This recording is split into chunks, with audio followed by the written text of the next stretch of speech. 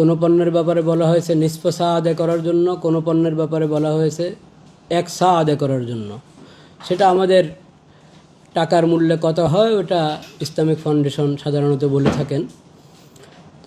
আজকে ওই বিষয় মজলিস হলো, তো সেই তালিকাটা এখন আমাদের ডক্টর হারুনুর রশিদ পড়ে শুনিয়ে দেবেন আপনাদেরকে ইনশাআল্লাহ।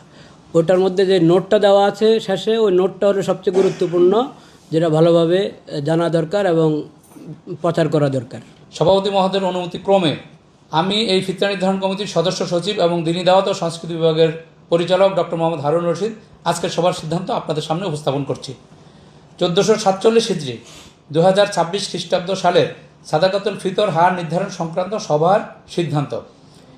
এবছর সাদকাতুল ফিতর হার নির্ধারণের জন্য ইসলামিক ফাউন্ডেশনের বিভাগীয় কার্যালয়সমূহের মাধ্যমে দেশের বিভিন্ন অঞ্চল থেকে উন্নত মানের গম, আটা, যব, খেজুর, কিশমিশ ও পনির এর খুচরা ও পাইকারি স্থানীয় বাজার দর যাচাই করে সাদাকাতুল ফিতর হার নিম্নরূপ নির্ধারণ করা হলো।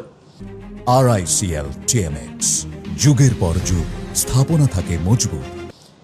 গম বা আটা দ্বারা সাদাকাতুল ফিতর আদায় করলে তা হবে অর্ধ সা বা 1 কেজি 650 গ্রাম।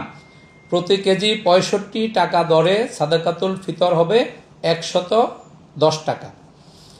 জব দ্বারা সাদাকাতুল ফিতর আদায় করলে তা হবে 1 সা বা 3 কেজি 300 গ্রাম। প্রতি কেজি 180 টাকা দরে সাদাকাতুল ফিতর হবে 595 টাকা। খেজুর দ্বারা সাদাকাতুল ফিতর আদায় করা হলে তা হবে 1 সা বা 3 কেজি 300 গ্রাম। প্রতি কেজি 750 টাকা দরে সাদাকাতুল ফিতর হবে 2475 টাকা। কিশমিশ দ্বারা সাদাকাতুল ফিতর আদায় করলে তা হবে 1 সা বা 3 কেজি 300 গ্রাম। প্রতি কেজি 800 টাকা দরে সাদাকাতুল ফিতর হবে 2640 টাকা। পনির দ্বারা সাদাকাতুল ফিতর আদায় করলে তা হবে 1 সা বা 3 কেজি 300 গ্রাম। প্রতি কেজি 850 টাকা দরে সাদাকাতুল ফিতর হবে 2805 টাকা। উল্লেখ্য, যে কথাটি আমাদের সভাপতি মহোদয় বলেছেন গুরুত্ব সহকারে, দেশের বিভিন্ন অঞ্চলে উপরোক্ত পণ্যসমূহের স্থানীয় বাজার মূল্যের তারতম্য রয়েছে।